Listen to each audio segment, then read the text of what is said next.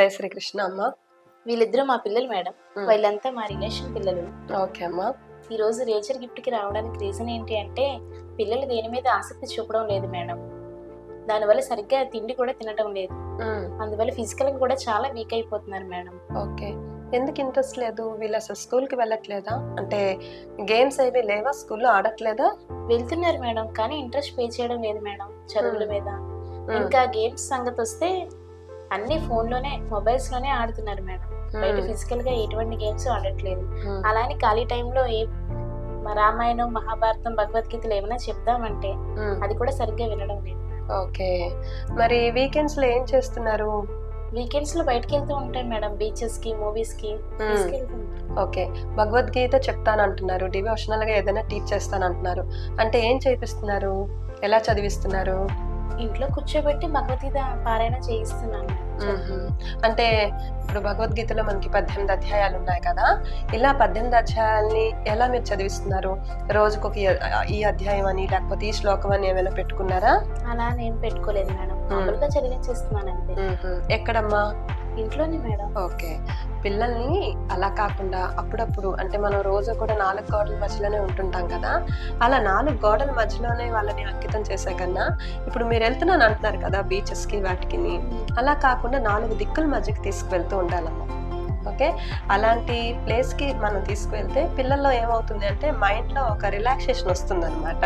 So ఒకసారి నేను ఈరోజు మీకు ఆ ప్లేస్ కి తీసుకువెళ్తాను. ఓకేనా? చూద్దామా ఒకసారి ఆ ప్లేస్ ఎలా ఉంటుందో. పిల్లల్ని ఒకసారి ఆ ప్లేస్ కి తీసుకుని వెళ్ళి ఆ ప్లేస్ ని కనెక్ట్ చేస్తే ఆటోమేటిక్ గా వాళ్ళకి కొంత ఇంట్రెస్ట్ వస్తుంది అనమాట. అది తెలియక ఇన్ని రోజులు ఇంట్లోనే కూర్చోబెట్టి చెప్పేస్తున్నాం మేడం. సరే చూద్దాం మేడం. అయితే ఇదేనమ్మా నేను చూపించాలనుకునే ప్లేస్. మేడం ఈ ప్లేస్ చాలా ప్లెజెంట్ గా, చాలా న్యాచురల్ గా ఉంది మేడం. మీరైతే ఏం చేయాలనుకుంటున్నారు ఈ ప్లేస్ లో? ప్లేస్ చాలా బాగుంది కాబట్టి ఒక సెల్ఫీ తీసి స్టేటస్ పెడతాం మేడం. ఓ బాగుంది. మరి సెల్ఫీ తీసుకోవటం వరకైనా ఈ ప్లేస్ ఉపయోగపడుతుంది, ఇంకా ఏం చెయ్యక్కర్లేదా? ఇంకా ఏం చేస్తాం మేడం? మీరు ఇందాక అన్నారు కదా పిల్లల్ని భగవద్గీత నేర్పిస్తున్నాను, పారాయణం చేస్తున్నాను అని, కానీ అది ఎక్కడ నేర్పిస్తున్నారు? ఒక 4 గోడల మధ్యలో. అలా కాకుండా ఇప్పుడు ఇలాంటి ప్లేసెస్ కి మనం తీసుకొచ్చి ఇలా చక్కగా ప్రకృతి ఒడిలో ఇలా మనం భగవద్గీతని కానీ లేకపోతే ఆటలు కానీ, మీరు అవుట్డోర్ గేమ్స్ లేవంటున్నారు కదా, ఇలా చూడండి ఎక్కడ చూసినా చక్కగా పిల్లలు అవుట్డోర్ గేమ్స్ ఆడుకోవడానికి ఎంతో ప్లెజెంట్ గా ఉంది.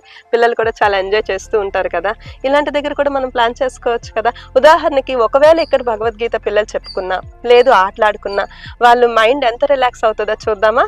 చూద్దాం మేడం.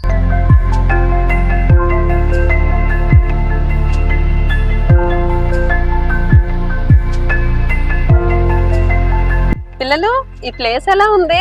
చాలా బాగుంది. మరి ఇక్కడ ఏదైనా నేర్చుకుందామా? నేర్చుకుందాం. అయితే నాకు ఒక విషయం చెప్పండి, మీకు ఎగ్జామ్స్ అంటే భయమా?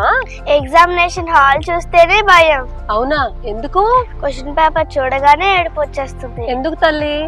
మేము చదివినవన్నీ గుర్తొస్తాయో లేదో, మేము బాగా రాయగలమో లేదో, మా హ్యాండ్ రైటింగ్ బాగుంటుందో లేదో, నేను ఒకవేళ రాస్తే ఫెయిల్ అయిపోయినా మా ఇంట్లో వాళ్ళు తిడతారని భయం. ఓ ఇన్ని డౌట్సా నీకు? ఎగ్జాక్ట్లీ మీలాంటి డౌట్స్ తోనే ఒక అతను చాలా భయపడిపోయి బాధపడిపోయి ఏడ్చేశాడు. ఎవరో తెలుసా ఆయన? ఎవరు? ఆయన పేరే అర్జునుడు. తెలుసా మీకు అర్జునుడు కదా? ఈ రోజు మనం చెప్పబోయే కదా అర్జునుడి కదా, అదే మన భగవద్గీత. నేను రోజు దేవుడు చదివేస్తాను. మీరు చదివేటప్పుడు చక్కగా అర్థం చేసుకొని చదివితే ఎగ్జామ్స్కి ఎందుకు భయపడాలి? అప్పుడు ఎగ్జామ్స్ అంటే భయం ఏమి ఉండదు కదా. మీలాగే అర్జునుడు కూడా అంతే, యుద్ధం చేయాలని తెలిసి యుద్ధ భూమిలోకి వెళ్ళి చాలా నర్వస్ ఫీల్ అవుతాడు అనమాట. అమ్మో అసలు నేను యుద్ధమే చేయను, యుద్ధం చూస్తే యుద్ధం చేయాలంటే నాకు భయం, అక్కడ ఉండే వాళ్ళందరూ మా వాళ్ళు వీళ్ళు వాళ్ళు అని చూసి చాలా కన్ఫ్యూజ్ అయ్యాడు అనమాట. అప్పుడు మీకు ఎలాగా, మీరు ఇప్పుడే ఎగ్జామ్ అంటే భయం అంటే వెంటనే టీచర్స్ ఏం చేస్తారు? ఏం కాదు నాన్న మీరు బాగా చదువుకోండి, ఎగ్జామ్స్ అంటే ఏం భయపడక్కర్లేదని చెప్తారా లేదా? అలాగే జగద్గురువు గారు అయినటువంటి శ్రీకృష్ణ పరమాత్మ కూడాను అర్జునుడికి చాలా ధైర్యం చెప్పారనమాట. నువ్వేం భయపడకు, నువ్వు క్షత్రియుడివి, అంటే నీకు అన్ని స్కిల్స్ ఉన్నాయి, నువ్వు చక్కగా యుద్ధం చేయగలవు. నువ్వు యుద్ధంలో ఓడిపోతే నీకు మీ ఇంట్లో వాళ్ళు ఏమని అంటారు, మీ వాళ్ళు ఏమని అంటారు అనే భయం వద్దు. అసలు యుద్ధంలో ఓడిపోవాలి అనే థాట్ నీకు ఎందుకు వచ్చింది, నెగిటివ్ థాట్ ఉండకూడదు కదా. ఎగ్జామ్ మీరు బాగా రాశారు అంటే ఖచ్చితంగా మీరు పాస్ అవుతారు, ఓకేనా. ఇలా మళ్ళీ శ్రీకృష్ణ పరమాత్మ అర్జునుడికి చక్కగా ధైర్యం చెప్పి అర్జునుడితో యుద్ధం చేయించి ధర్మాన్ని కాపాడతారన్నమాట. ఇదే మన భగవద్గీత. చాలా బాగా చెప్పారు మేడం. పిల్లలకి అర్థమయ్యేటట్టు చాలా, భగవద్గీత ఇలా కూడా చెప్పొచ్చా? లేదు, కానీ ఇలాగే చెప్పాలి మేడం పిల్లలకి అర్థమయ్యేటట్టు. మా నేచర్స్ గిఫ్ట్ లో భగవద్గీతని ఇప్పుడు పిల్లలకే కాదమ్మా, నేటి తరానికి అన్వయిస్తూ చెప్తామన్నమాట. అవునా మేడం, చాలా బాగుంది మేడం. మా పిల్లల్ని కూడా నేచర్స్ గిఫ్ట్ లో జాయిన్ చేస్తాను మేడం. తప్పకుండా అమ్మా. భగవద్గీత ఒక్కటే కాదమ్మా, పూర్వం మనం ఆడుకునే ఆటలు కూడా ఇప్పుడు పిల్లలు ఎవరు ఆడట్లేదు కదా. ఇందాక మీరు చెప్పారు కదా ఆటలు అంటే మా పిల్లలు ఎప్పుడు కూడా ఫోన్ లోనే ఆడుతున్నారని. పిల్లలు ఇక్కడ మనం ఇంతవరకు వచ్చాం కదా, ఇక్కడ మీకు చాలా బాగుంది కదా, నచ్చింది కదా, ఇక్కడ మనం ఆటలు కూడా ఆడుకుందామా?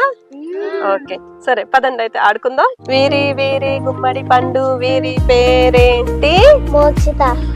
మోక్షిత పారిపో, పిల్లి వచ్చే ఎలక భద్రం. వీరి వీరి గుమ్మడి పండు వీరి పేరేంటి? ఓకే పారిపో. ఓకే పిల్లి వచ్చే ఎలక భద్రం. మేడం ఇలాంటి ఆటలన్నీ ఆడి ఎన్ని సంవత్సరాలు అయింది మేడం. నాకైతే నా చిన్నప్పటి రోజులన్నీ గుర్తొచ్చాయి. అమ్మా ఇది ఆట ఒక్కటే కాదమ్మా, ఫిజికల్ గా కూడా పిల్లలు చాలా స్ట్రెంగ్తన్ అవుతారు. ఇందాక వీళ్ళు వెళ్ళి అలా దాక్కోవడం వల్ల ఏమవుతుందంటే గ్రాస్పింగ్ పవర్ కూడా చాలా బాగా పెరుగుతుంది అనమాట. చూడండి ఇప్పుడు పిల్లలు ఇలా ఆడడం వల్ల ఒకరి ఫోర్స్ ని ఒకరు కంట్రోల్ చేసుకుంటుంటారు అనమాట. ఇప్పుడు చూడండి క్లాస్ రూమ్ లో పిల్లలు ఫర్ ఎగ్జాంపుల్ పడిపోయారు అనుకోండి, మిగతా పిల్లలందరూ ఏం చేస్తారు? నవ్వుతున్నారు మేడం. ఇప్పుడు అలా కాకుండా ఇప్పుడు ఫర్ ఎగ్జాంపుల్ మీరు ఇలా పట్టుకోండి, ఇలా నేను పడిపోయాను అనుకుంటా, మీరు ఏం చేశారు? వెంటనే మీరు పుల్ చేశారు కదా. అంటే ఎదుటి వ్యక్తి పడిపోతున్నప్పుడు ఎలా ఉంటుందో ఒక ఐడియా వస్తుంది అనమాట. అమ్మో పడిపోతున్నారే అని చెప్పి వెంటనే పుల్ చేస్తున్నారు. సో అలాంటి మానసిక ధైర్యం కూడా వాళ్ళకి వస్తుంది అనమాట. సో అందుకనే ఇలాంటి ఆటల్ని పిల్లల్ని అప్పుడప్పుడు నేచర్ కి తీసుకొచ్చి ఆడిస్తూ ఉండాలమ్మా. ఇదే మా నేచర్ గిఫ్ట్ తాలూకా ముఖ్య ఉద్దేశం అనమాట. పిల్లల్ని ఆటలకి పాటలకి అలాగే చదువుకి అన్నిటికీ కూడాను చాలా కనెక్ట్ చేస్తూ ఉండాలి నేచర్స్ తో. సో మా నేచర్స్ గిఫ్ట్ లో ఇది ఒక్కటే కాదమ్మా, భగవద్గీత, పిల్లల తాలూకా మానసికమైనటువంటి ఆరోగ్యం, చక్కగా వాళ్ళ ఫిజికల్ ఫిట్నెస్ మీద కాన్సన్ట్రేషన్ అన్ని చేస్తుంటాం అనమాట. చాలా బాగుంది మేడం. ఈ నేచర్స్ గిఫ్ట్ వల్ల చాలా విషయాలు తెలుసుకున్నాను మేడం నేను. థ్యాంక్ యూ అమ్మా. Thank you madam.